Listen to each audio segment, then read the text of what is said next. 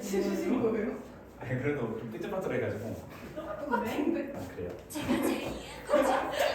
자 일단 한번 봅시다. 보의 원자 모형. 오늘부터 배워볼 건 이제 보의 원자 모형을 배워봐야 되는데 일단 1절 시간에 했던 거 잠깐 복습을 해보면 사실 이제 이 파트가 어떻게 보면 원자 모형의 변천을 잠깐 간략하게 보는 파트 중에 하나죠. 이제 화학 시간에도 뭐 진행을 할 텐데 나중에 원자 모형의 변천 간단히 한번 복습 한번 해봅시다. 자, 제일 처음으로 전자를 발견한 사람이 있죠. 그게 누구야? 그래요, 톰슨이죠. 톰슨. 일단 가장 중요한 건 얘가 음전하를 띠고 있는 전자라는 입자를 발견했다. 전자를 발견했다.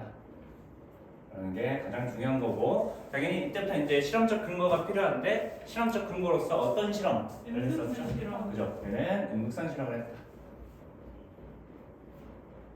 이 실험을 통해서 전자를 발견해냈다 라고 생각해 주시면 되고 이제 이 톰슨의 원자 모델이 있죠. 그 원자 모델이 뭐죠?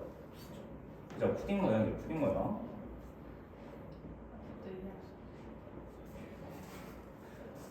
왜 이해가 안 되는 거지? 푸딩 모형은 결과적으로 이제 원자는 이렇게 말랑말랑한 푸딩 같은 형태인데 여기에 푸딩 알갱이처럼 마이너스 전하를 띠는 어떤 입자 이걸 이제 전자로 부를 텐데 전자들이 박혀 있다라고 이렇게 제안을 하죠. 그리고 굉장히 센 전하, 고전압을 받아서 강한 전기를 받게 되면 얘네가 알알이 하나씩 튕겨 나갈 거다. 그리고 그게 전자가 가속 운동하면서 밖으로 전자기파를 방출을 하죠. 그게 우리한테 형광 형태로 보이는 거다라고 일단 이렇게 해석을 해내요. 그리고 이때 플러스 전하는 이렇게 공간상에 균등하게 산재되어 있을 거야 라고 제시를 하죠. 그죠? 어차피 원자는 중성이니까 이렇게 이런 개념을 하나 만들어내요. 자, 그리고 시간이 조금 지나서 러더퍼드가 등장을 하죠. 러더퍼드가 톰슨의 제자였다. 그죠? 얘는 뭘 발견하죠? 그죠? 원자 핵을 발견하죠. 원자 내에 플러스 전하를 띠는 입자를 하나 발견을 해요. 그죠? 어떤 실험을 통해서 발견을 해낸 거죠? 그죠? 얘는 알파 입자 산란 실험을 통해서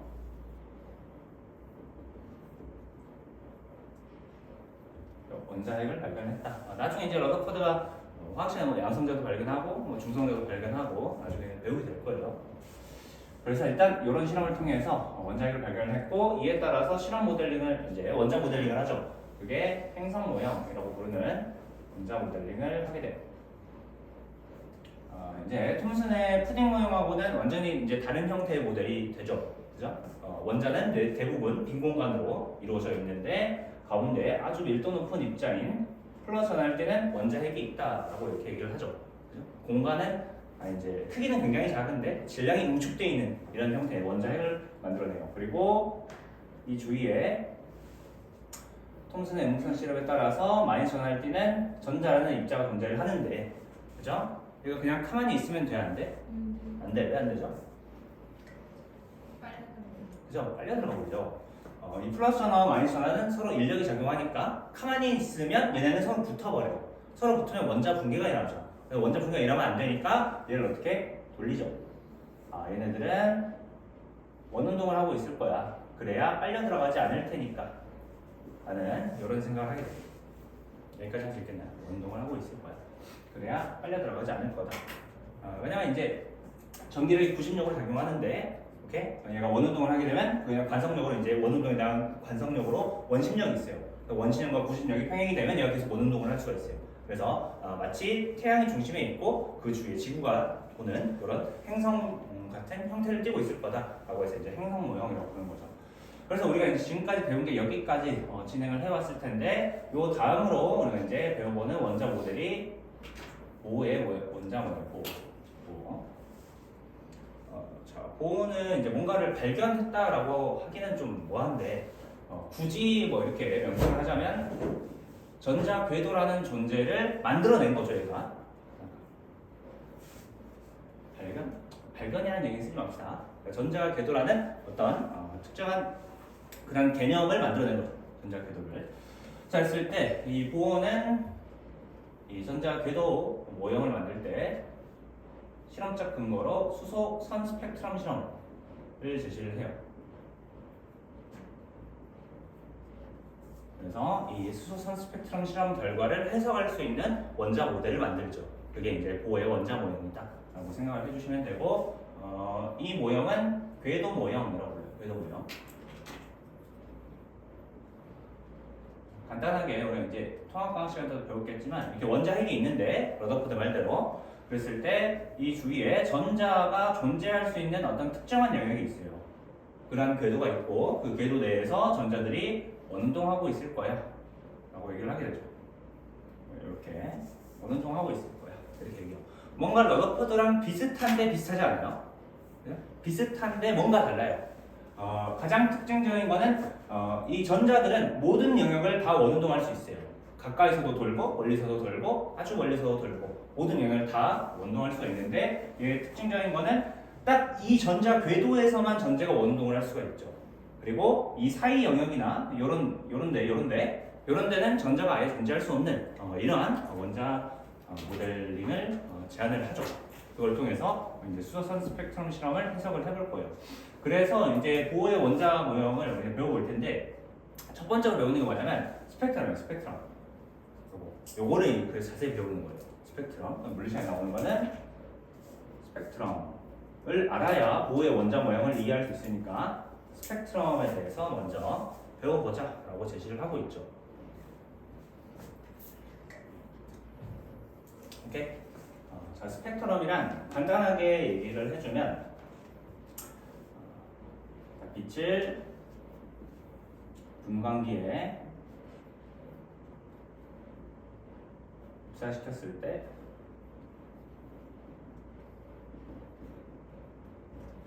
나타나는 색의 띠 정도로 정의할 수 있어요. 그러니까 빛을 분광기에 넣을 거예요. 이 분광기라는 건 말 그대로 분광기예요. 나눌 분자의 뒷광자니까 빛을 나눈 장치겠죠. 여기 안에 들어가면 빛이 나눠져요. 그래서 굉장히 여러 갈래의 빛으로 나눠지게 되고, 그에 따라서 색깔이 쫙 나오게 되죠.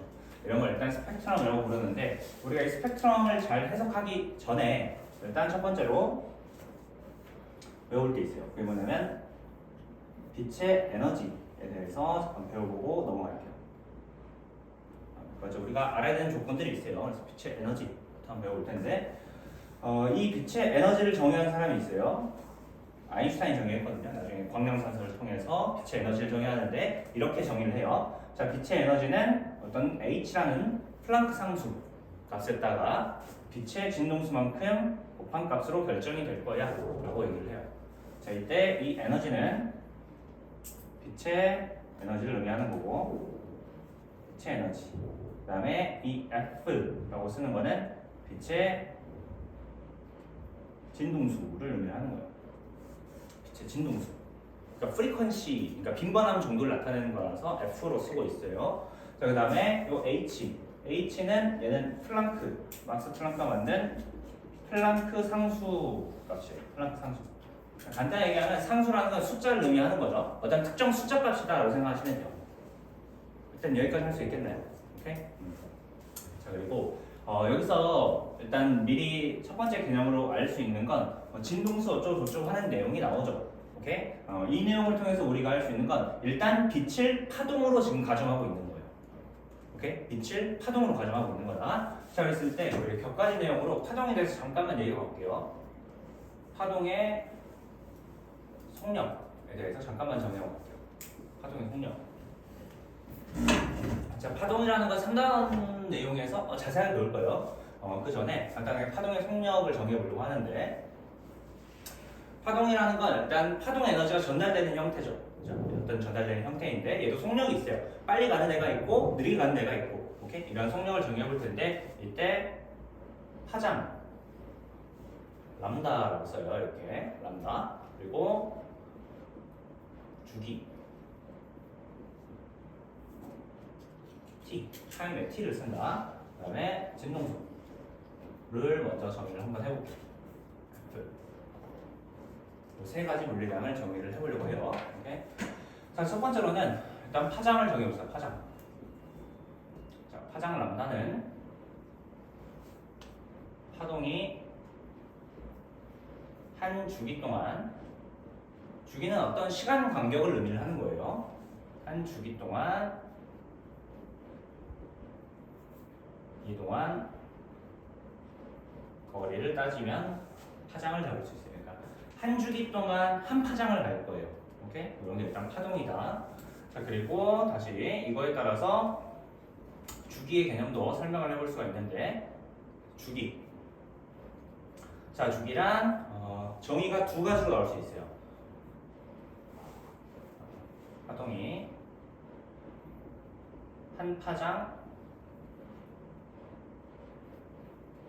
이동하는데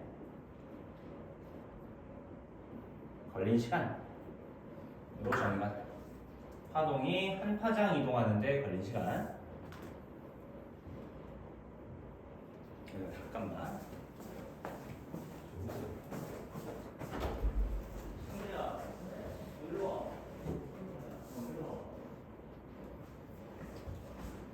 이쪽으로 갈게요. 이거 벌써 졸려? 잠깐만. 승재야, 필기할 거 있니? 문 좀 닫아줄게. 노트 있어, 승재야? 아니요. 이거 별로 아무도 안 아니야. 보이들 맞아? 일단 오늘 노트 필기하면 좀 따라갑시다. 가봅시다. 자, 다시 한번 보면 일단 주기는 일단 파동이 한 파장 이동하는 데 걸린 시간으로 정의한다고 하죠. 자, 이에 따라서 이 두 가지 정의만 가지고 파동의 속력을 정의해 볼게요. 자, 파동의 속력 V를 따져볼 텐데, 자, 우리가 익히 알고 있듯이 속력은 뭐분의 뭐지? 시간분의 거리. 간단하게 얘기하면 시간분의 거리로 정의가 될 수 있어요. 자, 그랬을 때 이 파장과 주기의 정의를 봐보면 이러한 생각이 들죠? 아, 파동은 한 파장 이동하는데 얼마가 걸리는 거야? 한 주기가 걸리는 거예요. 여기까지 할 수 있겠네요. 한 주기 동안 한 파장 이동하는 거야. 여기까지 할 수 있겠죠? 반대로 한 주기 동안 그래요. 한 파장 이동한대요. 똑같은 말이잖아, 어차피. 그죠? 그래서 이렇게 정의돼요. 한 주기 동안 이동한 거리. 그래서 t분의 람다로 정의가 돼요. 주기분의 파장으로. 여기까지 할 수 있겠니? 오케이? 자, 그래서 일단 기본적으로 파동의 속력 간단하게 정의를 해봤고, 자, 그 다음에 주기의 정의를 하나만 더 써놓읍시다. 자, 주기는 간단하게 이야기하면 이렇게 정의될 수 있어요. 얘는 매질이 한 사이클 도는데 걸린 시간, 이렇게 정의할 수 있어요. 매질이 한 사이클 도는데 걸린 시간. 이거 한 사이클은 1회 진동을 사실 의미하는데요. 1회 진동. 자, 그 다음에 이에 따라서 이제 주기가 아닌 진동수도 정의를 한번 해볼 텐데, 자, 진동수는 F라고 표현을 하는 거고, 자, 진동수는 이렇게 정의하게 된다. 매질이 1초 동안 도는 사이클 수를 따지는 거예요. 그러니까 주기는 1회 진동한데 한 사이클 도는데 얼마나 걸리니를 묻는 거고, 자, 그 다음에 진동수란 1초 동안 몇 번 도니, 몇 번 진동하니 이걸 묻는 거예요. 이렇게 무슨 말인지 알겠나요? 오케이? 자, 그래서 예를 들면 이러한 결론을 내릴 수가 있는데, 봐봐. 자, 여기 있다가 어떤 매질이 이렇게 해서 한 사이클을 돌아요. 자, 얘가 한 사이클 도는데 10초가 걸린대. 10초. 오케이? 그러면 주기가 몇 초라는 거지? 주기가 10초라는 거잖아. 여기까지 할 수 있겠니? 자, 주기가 10초래. 아니, 10초로 하지 말자. 0.1초로 할까요? 0.1초. 이게 좀 더 직관적일까? 자, 한 사이클 도는데 0.1초 걸린대. 자, 그러면 얘는 1초 동안은 몇 번 도는 거야? 10번 도는 거지. 그지? 그래서 이때 진동수는 그냥 10Hz 이렇게 나중에 쓸 수 있어. 10Hz. 이게 단위가 헤르츠야. 잘 몰라도 돼. 그냥 한 사이클 도는데 0.1초 걸리면 1회 도는 데는 1초 동안 도는 데는 1초 동안은 10번 돈다는 거죠. 아, 무슨 말인지 알겠죠? 무슨 말인지 알겠니? 오케이? 자, 이걸 통해서 쌤이 얘기하고 싶은 건 뭐냐면 지금 이 주기와 진동수의 관계를 잠깐 얘기를 하려고 해요. 자, 이 주기와 진동수는 항상 무슨 관계가 있냐면 역수 관계가 있어요. 역수 관계. 역수 관계가 성립을 하다가 다른 걸 기억을 해두셔야 돼요. 역수 관계가 성립을 한다. 다시 한번 보면 t는 f분의 1로 정의가 된다는 거야. 또는 F는 T분의 1로 정의할 수 있겠죠. 이런 역수 관계를 원래 갖고 태어나는 물리량이에요. 그러니까 단위만 봐도 사실 그래요. 단위만 봐도 얘는 뭘 의미하죠? 얘는 시간 퍼 사이클 수를 따지죠. 한 사이클 동안 한 사이클 도는데 몇 초 걸리니 따지는 게 주기예요. 그죠? 근데 진동수는 어떻게 정의가 되죠? 얘는 사이클 수, 그러니까 외질 진동 횟수 퍼 시간 이렇게 되죠. 그러니까 1초 동안 몇 번 도니 이렇게 정의가 되는 거잖아. 그러니까 이 두 관계는 원래 역수 관계예요. 그냥 정의 자체가 역수 관계로 태어난 친구들이라고 생각을 해주시면 돼요. 일단 여기까지 할 수 있겠니? 오케이? 자, 이에 따라서 쌤이 이 파동의 속력을 한번 다시 정리를 하려고 해요. 봐봐. 자, 지금 V는 T분의 람다로 정의할 수 있다고 했지. 이거 봐봐. 자, V는 T분의 람다야. 자, 근데 T분의 1은 뭘로 정의할 수 있어요? F로 정의할 수가 있죠. 그래서 파동의 속력을 주기 대신에 진동수를 넣어서 정의를 하면 얘는 F 람다로 정의가 됩니다. 여기까지 할 수 있겠니? F 람다로 정의할 수 있다. 한번 요거 기억하시면 돼요. 요거 얘기하려고 쌤이 좀 장황하게 좀 설명을 했죠. 어차피 파동해야 되니까 그냥 한 거예요. 할 수 있겠죠? 오케이? 자, 그러면 우리가 이 얘기를 가지고 다시 이 빛의 에너지로 돌아가 봅시다.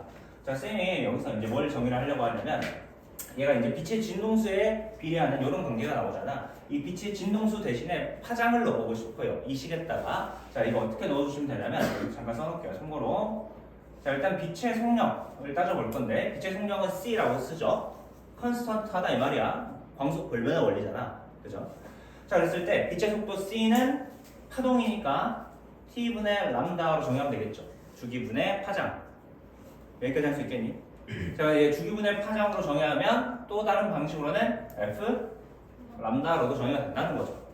여기까지 할 수 있겠죠. 자, 이에 따라서 쌤이 F를 놔두고 식을 넘겨보면 F는 람다분의 C로 정의가 되겠죠. 이렇게 할 수 있겠죠.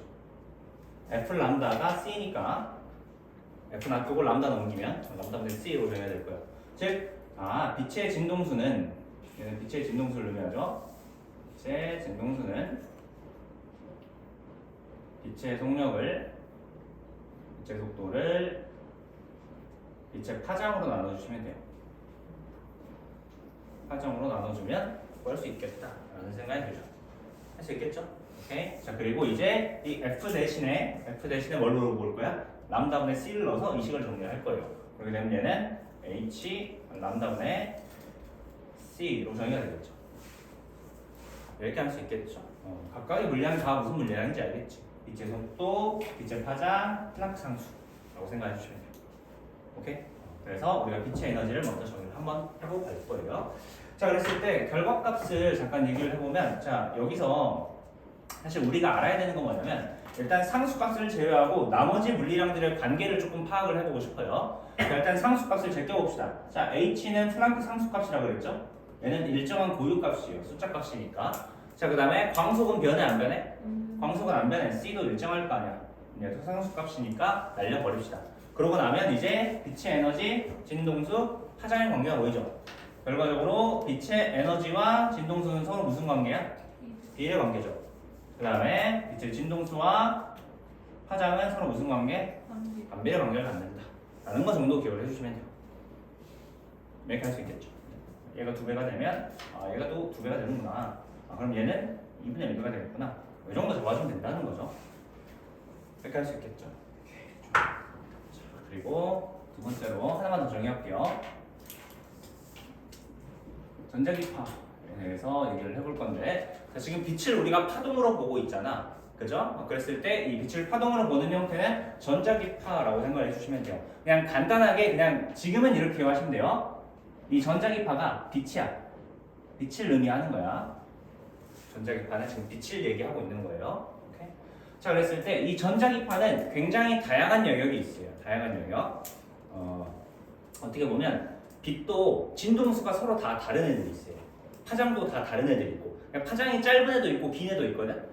그래서 얘네들을 다 영역별로 분리시킬 수가 있어요. 어떤 느낌이냐면, 봐봐, 뭐 예를 들어서 사람이 있잖아. 사람도 키가 천차만별이죠. 일단 사람이란 범주 안에 있는데 예를 들어서 150부터 180까지 뭐 2m까지 있을 거 아니야. 그럼 거기서 150부터 한 170까지는 뭐 150부터 160까지는 뭐 어느 영역, 160부터 170까지는 어느 영역, 170부터 180까지는 어느 영역, 180부터 190까지는 천상계 뭐 이렇게 부르는 거죠 그냥. 오케이? 그렇게 이제 나누는 거야. 파장에 따라서. 나도 천상계로 들어갈 수가 없기 때문에 이미. 하여튼 무슨 말인지 알겠죠? 그렇게 이제 나눠놨는데 전자기파도 이름이 있어요. 이름. 그래서 빛의 파장에 따라서 이 나눠놓은 전자기파 영역의 이름을 잠깐 기억을 해봅시다. 키가 좀 더 컸으면 좋겠네요, 그죠? 나는 이미 글렀지만 너네들은 길도 다 우리 아니야, 그 조금씩 더 커. 그러니까 더 클 거야. 더 클 거니까. 다친 거 같은데. 어? 다친 거 같은데. 아니야, 쌤도 한 23까지는 큰 거 같아요. 그러니까 아주 조금이긴 한데 크긴 커. 한 1cm씩 좀 더 크더라고. 그러니까 기대감을 갖고 잘 먹고 잘 자고 운동 많이 하고. 오, 이거 아파요. 자, 봐봅시다. 자, 일단은 우리가 세 가지 영역 정도만 지금은 기억하시면 돼요. 나중에 3단원 시간에는 굉장히 다채로운 영역을 다 배울 건데. 자, 일단 중심 가시광선 영역을 중심으로 잡읍시다. 가시광선. 말 그대로 이제 가시광선이죠. 가능하다는 거잖아요. 볼 시자를 쓰니까 이게 보는 게 가능한 영역이라고 생각하시면 돼요. 그랬을 때 이 보는 게 가능한 영역이 빨간색부터 시작해서 쭉 무지개 색깔인 보라색까지 있는 거죠. 빨주노초 파란 거. 색깔이 없으니까 빨간색하고 파란색으로 쓸게요. 빨주노초 파란 거입니다. 자, 그랬을 때 이제 이 바깥 영역도 관찰 한번 해봅시다. 자, 빨간색 바깥 영역은 우리가 뭐라고 부르죠? 그죠? 말 그대로 이제 빨간색 적 바깥쪽. 그래서 적외선 이렇게 부르죠. 적외선 빨간색 바깥쪽이다 이거죠. 그다음에 보라색 바깥쪽은 뭐라고 불러? 그죠? 자외선. 보라 자자를 쓰죠. 그래서 보라색 바깥쪽 자외선 영역 이렇게 부르는 거죠. 일단 할 수 있겠죠? 자, 그리고 이 세 영역으로 우리 이제 파장별로 얘네를 다 분류를 한 거야. 자, 그랬을 때 일단 첫 번째로 우리가 기억해야 될 거는 자, 적외선, 가시광선, 자외선 중에 에너지가 가장 큰 전자기파 영역은 어디죠? 어디? 우리 밖에 나가면 자외선 차단제 발라, 적외선 차단제 발라? 자외선 차단제를 바르죠. 왜? 자외선 에너지가 굉장히 강하니까. 오케이? 그래서 에너지는 이쪽으로 갈수록 커져요. 일단 빛의 에너지가 이쪽으로 갈수록 커진다. 기억해 두셔야 돼요. 자외선 차단제 생각하시면 돼요. 오케이? 이제 자외선이 오면 여기 세포 안에 DNA를 배송시킬 수 있어요. 그래서 염기들 돌연변이를 만들어요. 그래서 나중에 이제 암세포를 유발할 수 있고 피부암을 유발하죠. 노화도 원인이 되고. 그래서 하여튼 얘가 안 좋은 거다. 적외선은 많이 쓰잖아. 이비인후과 가면 적외선 치료 같은 거 하죠. 뭐 빨간 거 있잖아, 빨간 거. 빨간 거 적외선 치료하잖아. 자외선 치료하면 어떻게 돼요? 귀가 이렇게 문드러지겠죠. 예. 미안해요. 자, 에너지가 이쪽으로 갈수록 커진다. 자, 에너지가 커지면 진동수도 어때야 돼? 커져요. 커져야겠지. 그리고 이쪽으로 갈수록 파장은 길다는 거야, 짧다는 거야? 짧아요. 그렇지, 파장은 짧다는 거다. 이 정도 기억을 해두시면 돼요. 여기까지 할 수 있겠죠? 네, 좋아요. 그래서 우리가 간단하게 전자기파 영역까지 한번 배워봤고, 자, 이제 본격적으로 스펙트럼 한번 배웁시다. 스펙트럼. 일단 스펙트럼을 간단하게 정리를 한번 해볼 텐데, 자, 스펙트럼은 결국에 세 개 띠라고 그랬잖아. 그죠? 어떤 세 개 띠. 결과적으로 이제 아까 이렇게 영역별을 나눴잖아. 전자기파 영역을 나눴을 때 특징이 하나가 있는데 파장이 짧으면 짧을수록 그 유리 안에서 굴절이 굉장히 심하게 돼요. 잠깐만 써놓을까? 이게 참고 그냥 이거 진짜 참고야. 나중에 3단원 때 하긴 해야 되는데 자, 빛의 파장이 짧을수록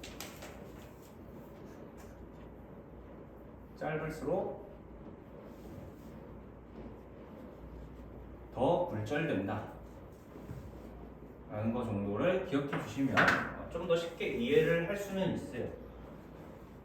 빛의 파장이 짧을수록 더 쉽게 굴절될 거예요. 오케이? 더 많이 굴절된다 라고 생각하시면 돼요. 자, 그래서 간단하게 여기 정보를 하나 가져봅시다.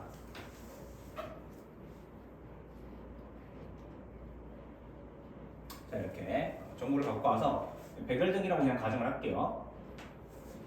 여기서 이제 빰빰 빛이 나오게끔 만드는 거죠.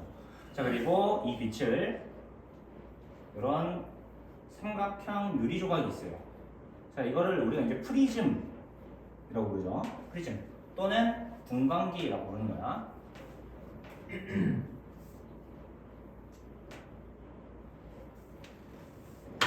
자, 이걸 이렇게 설치를 해줘요. 자, 그러면 자, 여기서 빛이 나올 거 아니야. 자, 그랬을 때 여기서 빛이 쫙 나올 텐데, 자, 여기서 나오는 빛 같은 경우는 백열등이라고 했잖아, 쌤이. 자, 백열등 같은 경우는 이 빛 자체가 모든 파장 영역의 전자기파를 다 갖고 있는 친구들이야. 얘네가 다 섞이면 우리한테는 흰색으로 보여요. 그러니까 모든 색깔이 다 섞이면 우리한테 흰색으로 보여요. 빛의 색깔이. 그래서 이제 백열등에서 나오는 거는 흰색이잖아. 그럼 여기는 모든 파장 영역이 다 들어있다는 얘기야. 오케이? 그래서 평소에는 그냥 가다가 얘가 이런 분광기에 들어가면 굴절되는 정도가 다 달라서 각각 굴절이 되면서 굴절이 더 심하게 되는데 조금 되는데 이거에 따라서 빛이 쫙 하고 갈라져요. 오케이? 자, 그랬을 때 자, 예를 들어서 빨간색 빛은 한 요 정도 꺾였다고 가정해봅시다. 이렇게 꺾여서 오는 거야. 자, 근데 파란색 빛 같은 경우는 이거보다 훨씬 더 심하게 꺾이겠죠? 그래서 이렇게 꺾여요. 이렇게. 여기까지 할 수 있겠니? 그러면서 여기 그냥 사실 불 꺼놓고 보면 다 보이는데 A4 용지 같은 거 대도 되고 안 돼도 되고 그냥 눈에 보여요. 눈에 쫙 이렇게 보일 텐데 우리가 빨간색부터 보라색까지 굴절되는 정도에 따라서 짜라락 모든 색깔이 다 나오죠. 그러니까 지금 내가 색깔이 없어서 못 칠하는 거지. 여기가 이제 빨주노초 파나무가 다 섞여 있는 거죠. 이렇게 내가 이제 그림판 열었을 때 보이는 거 여기 쫙 나오는 거야. 빨주노초 파나무. 이런 영역이 나오고 이걸 우리는 일단 스펙트럼이라고 부릅니다.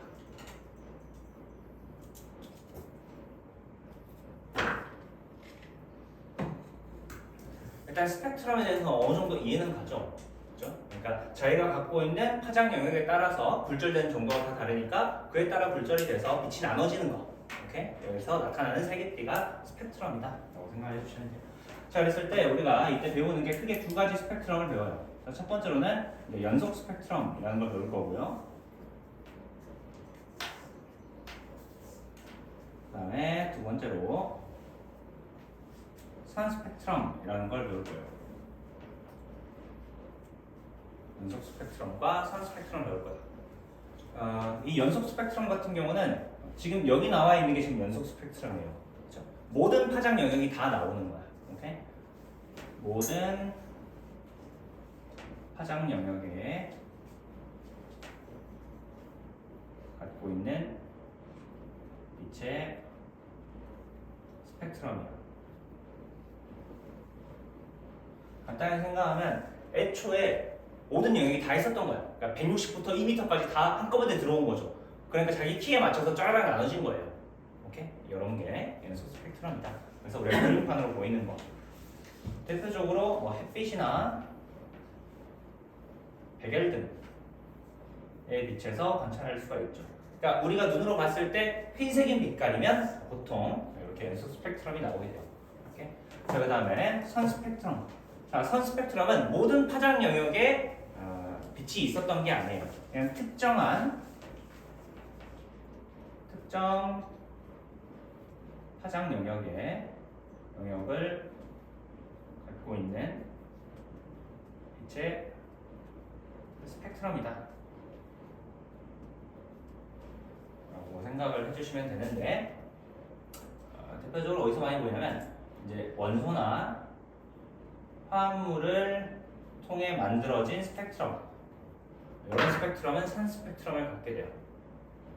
간단히 얘기하면 160부터 2m까지 쫙 다 있는 게 아니라 160, 165, 172 뭐 이렇게 나오는 거예요.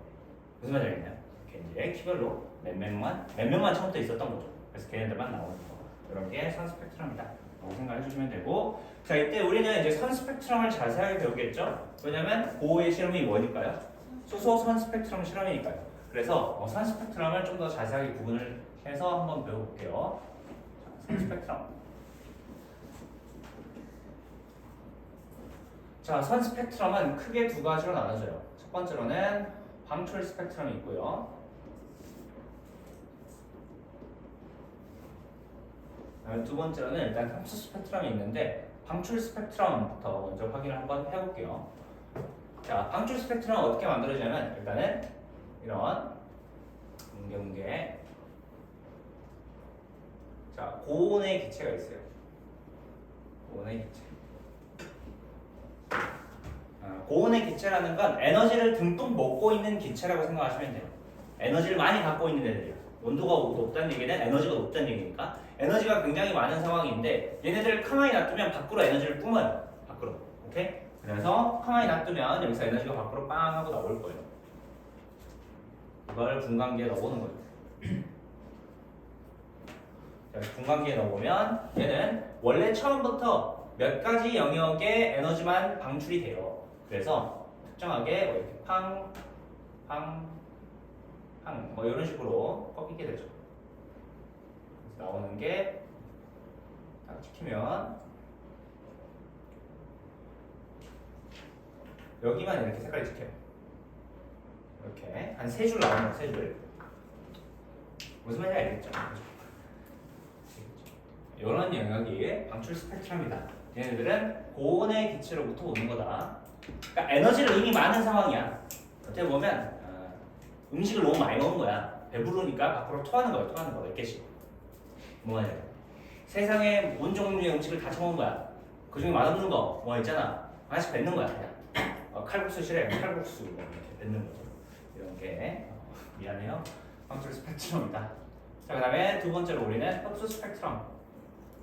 여기서 흡수 스펙트럼. 자, 흡수 스펙트럼은 얘네하고 조금 달라요. 뭐가 다르냐면 일단 여기서 백열등이 있대요. 백열등.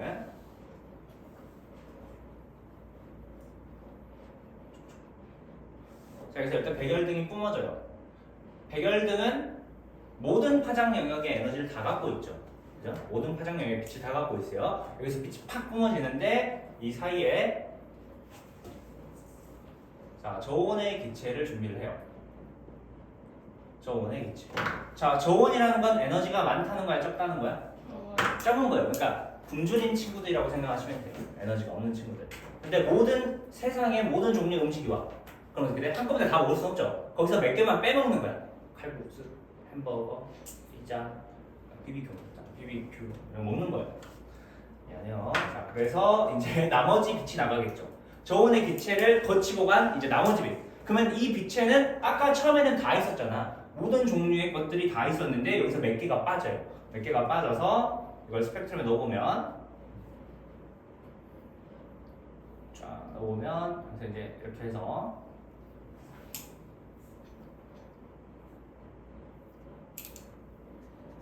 여기서부터 여기까지 이렇게 모든 영역이 다 나오거든요. 원래 다 나오는데 여기서 몇 개가 비어요. 이런 식으로. 그래서 비는 거죠. 이렇게 무슨 말인지 알겠네. 이렇게 햄버거, 치킨, 뭐 영역만 빠진 거야. 영역만 빼먹은 거야. 빵빵 빼먹었어요. 그래서 얻는 겁니다. 그러니까 그래서 흡수 스펙트럼이라고 부르는 거예요. 저온의 기체가 에너지를 흡수해버린 거죠. 그래서 몇 개가 비어있는 형태. 오케이? 실제로 스펙트럼을 관찰하면 색깔이 아니라 블랙으로 보일 거예요. 교재는 이제 블랙으로 보일 거예요. 그 다음에 여기서 이제 색깔이 나타나겠죠. 이런 것들은 방출 스펙트럼이다 라고 생각해 주시면 돼요. 여기까지 할 수 있겠죠? 오케이, 좋아요. 자, 그래서 우리가 간단하게 이제 스펙트럼에 대한 지식을 배워봤고, 자, 이제 보호의 원자 모형을 넘어갑시다. 오케이? 다 배워봤어요. 보호의 원자 모형.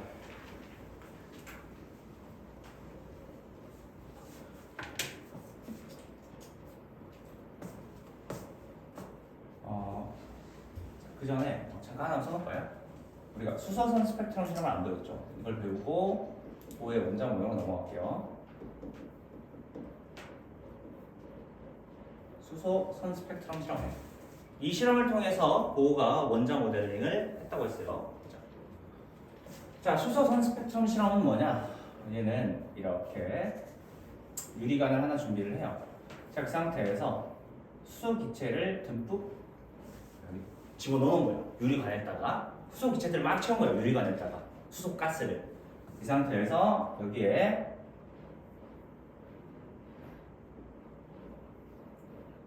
간단하게 얘기하면 이렇게 전압을 걸어줘요. 전압을 굉장히 이제 고전압으로 걸어주는 거죠.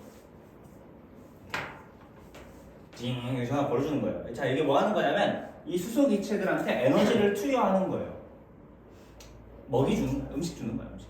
그럼 얘네들 어떻게 돼? 수소 기체들이 굉장히 에너지가 많아지겠죠. 그죠? 에너지가 굉장히 많아질 거야. 자, 그 상태에서 이 스위치를 열어버려요. 자, 이 스위치를 열어버리면 얘들은 이미 에너지가 굉장히 높은 상황이잖아. 높은 상황에서 어떤 느낌이 되는 거야? 고온의 기체가 된 거죠. 에너지를 많이 먹었으니까. 고온의 기체가 됐으니까 자연스럽게 밖으로 에너지들을 방출하기 시작해요.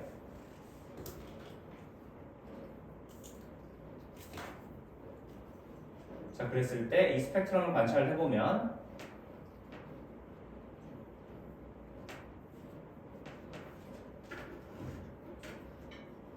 이렇게 광시광성 영역으로는 이런 네 가지 빛만 나오는 이런 스펙트럼이 계속 관찰이 돼요. 이렇게 방출 스펙트럼이 관찰이 되는 거죠.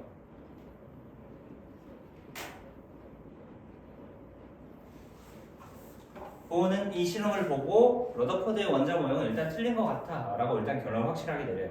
그리고 나서 이 스펙트럼 실험을 설명을 하려면 아마 원자는 이렇게 생겨야 될 것 같은데 라고 제안을 하죠. 그게 보의 원자 모형이에요. 그러니까 무슨 말인지 알겠죠?